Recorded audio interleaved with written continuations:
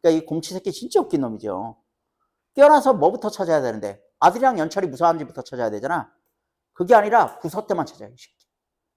부서, 내 부서 분명히 만선이었어. 부서 때 어디 갔어? 와이프는 야 이 새끼 아들 새끼 어떻게 했어? 아들 어땠냐고. 아들 어디 있지? 근데 부서 뭐 이러는 거죠. 이게요 한마디로.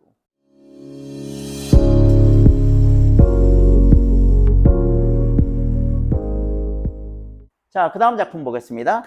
자, 그 다음 작품은 이 작품보다 좀 어려운 작품입니다. 제목이 만선이죠. 만선. 그리고 이미 평가원에 한 두어 번 출제된 작품이에요.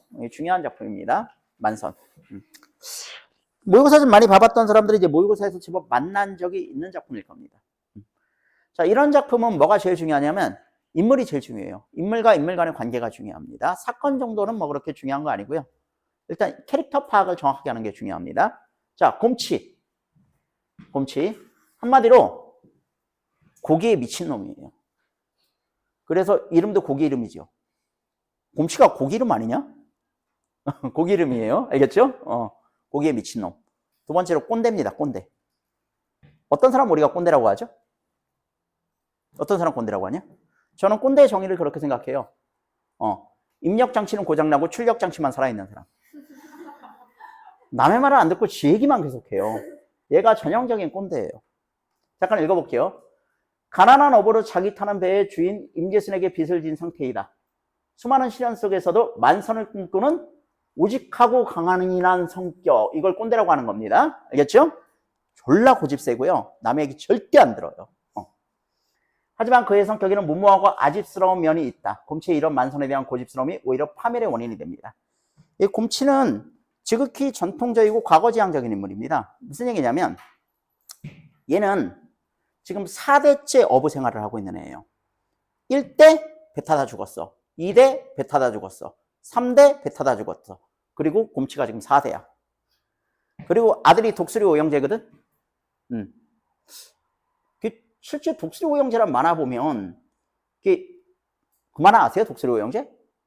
실제로 안 맞아요. 오영재면 다 남자여야 되는데 독수리 오영재 보면 3호가 여자애거든요. 안 맞아요. 그리고 보면 다섯 명이 다 독수리도 아니에요. 뭐 2호는 백조고 막 5명 부엉이고 막 그래요. 그래서 정식 명칭을 내가 들었는데 원래 어떻게 써야 되냐면 뭐라고 돼? 조류 의붓 오남매 이렇게 써야 된다고 그러던데 조류 의붓 오남매. 얘네는 진짜 독수리 오영재예요. 그러니까 5명의 남자가 있었거든요. 근데 첫째, 둘째, 셋째까지 전부 받아나갔다 죽어요. 그러니까 위로 3대 조상을 바다에서 잃었고 밑으로 3명의 아들을 바다에서 잃은 사람이야. 그런데도 불구하고 바다를 고집하는 인물입니다. 그리고 절대 새로운 지식을 받아들이지 않아요. 새로운 지식을 받아들이지 않고 아주 전통적인 방법으로만 어업을 추구하는 사람이에요. 그래서 굉장히 전통적이고 고집스러운 꼰대입니다. 거기에 곰치. 이런 사람들은 결국 주변 사람들이 다 떨어져 나가게 돼 있어요. 그래서 결국 혼자만 남게 돼 있는 그런 캐릭터다. 근데 이제 보통 작품에서 이런 캐릭터라도 공감자나 이해자가 한 명씩 등장합니다. 왜? 그런 사람이 있어야 이 사람의 말을 관객이나 독자인 우리가 들을 수 있거든요. 그 사람이 누구냐면 성삼이다. 성삼이. 얘가 이해자예요. 성삼이. 곰치의 친구이자 어부입니다. 곰치의 가정의 연민을 가지고 있는 인물로 만선에 대한 곰치의 고집을 만류하는 그런 곰치의 유일한 이해자요 공감자입니다. 물론 성삼이한테 자기의 솔직한 심정을 곰치는 몇 번이나 털어놓지만 성삼이의 만류는 들어 안 들어? 절대 안 듣습니다. 누구의 말도 듣지 않는 그런 캐릭터가 곰치다. 구포댁 곰치의 와이프입니다. 곰치의 아내 지극히 정상적인 인물입니다. 모성애가 매우 강한 인물로 자식의 죽음으로 인해 실성을 합니다. 곰치에게 맞서 갈등을 일으키는데 아직 어린아이인 막내를 살리겠답시고 막내를 배에 태운 뒤 풍랑이 거센 바다에 띄우는 무모한 짓을 저지르는 그런 여자입니다. 마지막에 나오는 사건인데 굉장히 비극적입니다. 도삼이 곰치의 아들이에요. 그러니까 몇 번째 아들이야? 위로 3명이 죽었다고 그러니까 4번째 아들이죠. 4번째 아들. 고기를 잡으러 바다에 나갔다 풍랑을 만나 친구인 연철이와 더불어 목숨을 잃게 됩니다. 근데 도삼이나 연철이 같은 경우에는 곰치와는 또 다른 인물이에요. 곰치와는 또 다른 인물인 게 곰치는 굉장히 과거스럽게 과거의 방식을 고집하잖아요. 근데 얘네들은 현대적인 방식을 계속 곰치한테 요구를 해요. 아빠, 바다에 나가더라도 날씨는 알고 나가야지. 날씨를 어떻게 하늘만이 아는 거지. 요즘 비행기 띄우고 그래서 다 알아. 그런 거 믿지 마라. 요즘 기계 장치가 얼마나 발전했냐면 레이더라는 게 있어가지고 그걸로 물속에 있는 고기가 움직이는지를 다 본대. 어부가 그런 거에 의존해서는 안 된다. 뭐 이런 대화들이 계속 나옵니다. 그러니까 이제 사실 이제 도삼이나 연철이 같은 경우 계속 새로운 방식을 곰치한테 수용할 것을 요구를 해요. 곰치가 다 거절하는 거죠. 그런 의미에서 이제 도삼이나 연철이는 곰치와는 또 다른 인물이라고 보셔야 됩니다. 쓸쓸히 이 비극을 굉장히 비극적이게 보이게 하는 그런 여성 캐릭터입니다. 곰치의 딸이에요. 곰치로 인해서 오빠 도삼과 연철이 애인이거든요. 애인인 연철을 잃고 남동생마저 어머니가 무태분함답시고 혼자 배에 띄워보내는 바람에 완전히 시리에 빠져서 마지막에 자살하는 그런 비극적 인물입니다. 자, 그 다음에 이제 부정적인 인물 2명. 이 2명은 부정적인 인물입니다. 임재순이랑 범세. 임재순, 곰침내 배의 선주예요. 곰치가 일막에서 만성으로 얻은 이득을 모두 가져가는 역할을 합니다. 이 배경이 공간적 배경은 이제 칠산리 바다라는 곳입니다. 칠산리 바다라는 곳이고, 시간적 배경은 60년대 초반인 것 같은데, 60년대 초반 우리나라 어업 같은 경우에는, 객주들이 지배를 하고 있었다고 해요. 객주라고 그래가지고 어촌에 돈 많은 사람들입니다. 이 사람들이 이제, 중요한 배들, 중선배라고 그러는데 멀리까지 나갈 수 있는 배, 이런 것들을 다 독점하고 있었거든요. 그래서 이런 사람들이 중선배를 빌려줌으로써 엄청난 고리 대금업을 병행했다고 해요. 그래서 당시 어민들은 이런 사람들한테 엄청난 착취를 당했다고 하죠. 그런 이제 착취형 인물이죠, 임재순. 자, 그 다음에 범세. 얘도 같은 착취형 인물입니다. 곰치내 마을 사람이면서 곰치의 딸 쓸쓸이를 노리고 있는 악독한 놈이에요. 왜냐하면 쓸쓸이가 지금 19입니다. 고3이에요. 알겠니? 근데 쓸쓸이가 결혼하고 싶어하는 이 범세. 몇 살이냐면 시운입니다. 올해 딱 50. 아주 더러운 새끼죠. 그죠? 자, 곰침내에게 쓸쓸이를 넘겨주면 곰침내 빚 2만 원입니다. 이 빚을 다 갚아주겠느라고 말하면서 계속 꼬시고 다니는 애입니다. 자, 줄거리 좀 봅시다. 아무래도 연극이니까 막과 장으로 되어 있어요. 자, 가봅시다. 1막 1, 2장.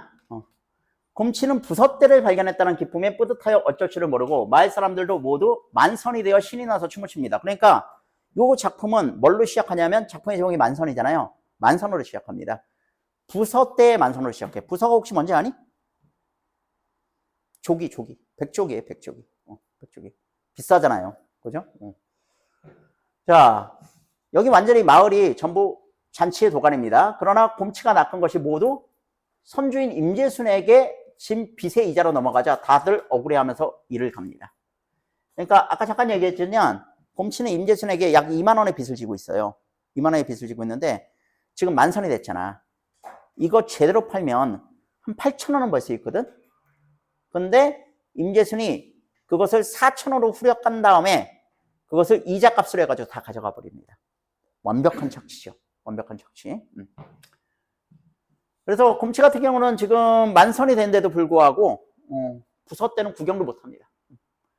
이에 더하여 임재순이 빚을 빨리 갚지 못하면 배를 묶어버리겠다고 말해서 분위기가 심상치 않게 됩니다. 이게 왜 그러냐면 얘들아, 부서대라는 게 늘 칠산바다 앞에 있는 게 아니에요. 부서대가 원래 이 칠산바다를 지나가는 거거든. 지나가는 거를 지금 얘가 뛰어난 어부잖아, 곰치가. 그지? 그 지나가는 애들을 가로질러 가지고 얘네들을 바다 밑으로 들어가게 만들어 버린 거야. 그러니까 얘네들은 앞으로 며칠 동안은 이 칠산 앞바다에 있을 텐데 며칠이 지나고 나면 어디로 갈지 몰라요. 그래서 지금 시기가 굉장히 중요하거든. 중요한데 배를 못 띄우게 하니까 난리가 난 거죠. 범세가 능글거리며 빚을 대신 갚아줄 테니까 쓸쓸이를 자기에게 달라고 합니다. 고포떼과 도삼은 범세의 말은 들은 척도 않고 배를 띄우지 못하게 된 것에만 화를 냅니다. 곰치는 성숙인데도 불구하고 배가 없어 고기잡이를 못하게 되자 안타까워서 발을 동동 구르깁니다. 그러나 간신히 그는 백삿을 이틀 후에 꼭 갚기로 하고 배를 띄우게 됩니다. 이게 사실 만들로 안 되는 불공정 계약이죠. 어떻게 이틀 후에 이걸 갚습니까? 말도 안 되는 불공정 계약인데 이 계약서에 도장을 찍어요. 얘는 고기잡이가 더 중요한 애니까. 자, 2막의 1, 2장 봅시다. 슬슬이는 연철과 만나 정을 나누지만 곧 범세의 일로 시무룩해 합니다. 그런 슬슬이를 연철은 절대로 범세에게 지지 않겠다고 말해 슬슬이를 다독거려 줍니다. 그리고서 둘이 희망을 약속하면서 힘차게 껴안습니다. 곧 곰치는 자신감으로 가득 차서 연철, 도산과 함께 바다로 고기를 낚으러 갑니다. 도산과 연철은 새로운 기술, 아까 이제 레이더 탐지 기술 같은 거 얘기하는 겁니다. 받아들이지 않고 원시적인 방법을 고집하는 곰치를 보면서 답답해하나 곰치는 눈 하나 깜빡하지 않고 막무가내입니다. 드디어 배는 바다에 오르고 구포댁은 남편과 아들이 무사히 돌아오기를 간절히 기도드립니다. 2막 3장. 이 부분이 이제 굉장히 중요합니다. EBS에도 나오죠. 다음날 초저녁 바다에 나간 배가 돌아오지 않자 모두들 초조해합니다. 슬슬이가 무당을 데려와서 구슬하니까 무당은 반드시 만선이 되어 돌아올 것이라고 말하고 이에 마을 사람들 모두 안심을 합니다. 그러나 곧 곰치가 실려 들어오고 같이 따라온 어부들은 그들에게 있었던 일을 말합니다. 이날 바람이 엄청 심했었거든요. 바람이 엄청 심했어. 그래서 배들이 전부 이제 부싯대를 잡아야 되는데 바람 때문에 빙글빙글 돌기만 하고 부싯대를 잡지 못하는 거야. 그런데 어떤 어부가 곰칫내 배를 본 거야. 곰칫내 배는 쌍돛을 폈어요. 야, 원래 바람 불 때는 돛을 접어야 하다니 돛을 펴야 되니? 돛을 접어야죠. 근데 돛을 하나도 아니고 쌍돛을 핀 거야. 그리고 굉장히 빠른 스피드로 부싯대를 쫓아가는 거예요. 그걸 목격한 사람들이 곰치를 따라갔죠. 곰치를 따라갔는데 얼마나 빠른지 곰치를 놓쳤어. 나중에 곰칫내 배를 봤는데 얘가 만선이 돼가지고 뒤뚱거리면서 오는 거야. 그러더니 급기야 이 배가 뒤집혀버린 거예요. 뒤집혀버린 거야. 그러니까 곰치의 무지막지한 욕심 때문에 만선을 이루었는데 만선을 이루자마자 얘가 배가 뒤집혀버린 거죠. 자, 그래서 심한 바람에 쌍돛을 단 곰치의 배가 부싯대를 쫓아가는 것을 보고 따라갔는데 만선한 곰치의 배가 결국 뒤집혔다는 것이다. 간신히 곰치는 건져요. 그런데 도산과 연치는 구경도 못합니다. 죽은 거죠. 그러니까 곱보댁은 깨어나자마자 부서를 찾는 곰치에게 자기 아들을 어째냐며 달려들고 슬슬이 또한 대성통곡을 하여 말 전체가 오름바다가 됩니다. 진짜 웃긴 놈이죠. 깨어나서 뭐부터 찾아야 되는데 아들이랑 연철이 무사한지부터 찾아야 되잖아. 그게 아니라 부서때만 찾아요. 이 새끼. 부서, 내 부서 분명히 만선이었어. 부서때 어디 갔어? 와이프는 야, 이 새끼, 아들 새끼 어떻게 했어? 아들 어땠냐고?